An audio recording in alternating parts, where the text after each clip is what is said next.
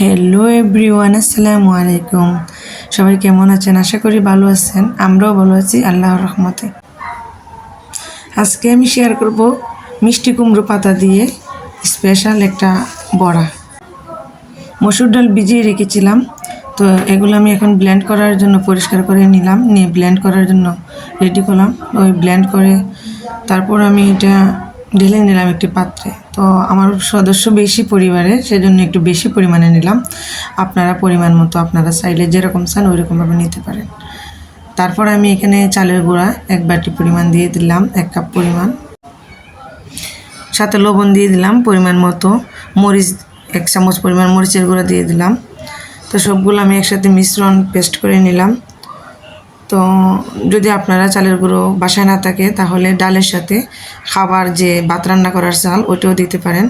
তারপর আমি এখানে মিষ্টি কুমড়ার পাতা পরিষ্কার করে ধুয়ে পরিষ্কার করে নিয়ে এসেছি। তো পাতার মাথা থেকে যে ডাঁটাগুলো ওইগুলো আমি এখন ছিঁড়ে নেব। ডাঁটাগুলো থাকলে তো ভালো হবে না, ওইগুলো পরিষ্কার করে তারপর পাতার ভিতরে যে আঁশগুলো থাকে ওইগুলো আমি টেনে টেনে খুলে নিলাম সবগুলো একে একে করে। তো আমার প্রিয় ভিউয়ার্সরা, ভাই বোনেরা, আপুরা, সবাইকে জানাচ্ছি ধন্যবাদ আমাকে এত ভালো এবং সুন্দর সুন্দর কমেন্ট করার জন্য। অবশ্যই আরও করবেন। আর যারা আমার চ্যানেলটা এখনও সাবস্ক্রাইব করেননি তারা অবশ্যই আমার চ্যানেলটা সাবস্ক্রাইব করবেন। আর অবশ্যই করার পর 24 ঘন্টা অপেক্ষা করবেন। আমি যেহেতু কথা দিয়েছি অবশ্যই আপনাদের পাশে থাকবো, আপনাদেরকে সাপোর্ট করব। তো পাতাগুলো উল্টো করে ভাঁজ করার পর পেস্টগুলো আমি হালকা হাতে নরম হাতে লাগাতে হবে, যাতে এমনভাবে লাগাতে হবে যাতে বেশিও হয় না আবার কমও হয় না। তারপর পাতার পিঠে আবার পাতা দিয়ে আবার এটা একইভাবে পাতলা করে দিয়ে দিতে হবে। এবার খেয়াল রাখতে হবে যাতে নিচের পাতাটাও পরিষ্কার থাকে এবং উপরের পাতাটিও পরিষ্কার থাকে। এই যে তারপর আমি পাতাগুলো আস্তে আস্তে রোল করে নেব। তো আস্তে আস্তে আস্তে আস্তে করে এটা করতে হবে যাতে চারদিক দিয়ে বেরিয়ে না আসে। তো এই যে আস্তে আস্তে এমন শেপটা 2 হাত দিয়ে সুন্দর করে দিতে হবে। এবং শেপটা দেওয়ার পর আমি আস্তে আস্তে কী করব, একটু সুতা নিয়ে আসব। তো সুতা এনে 4 ও 5টা এভাবে পেঁচিয়ে পেঁচিয়ে ঘুরিয়ে ঘুরিয়ে পেঁচিয়ে একবার সারাটা দিয়ে দেব।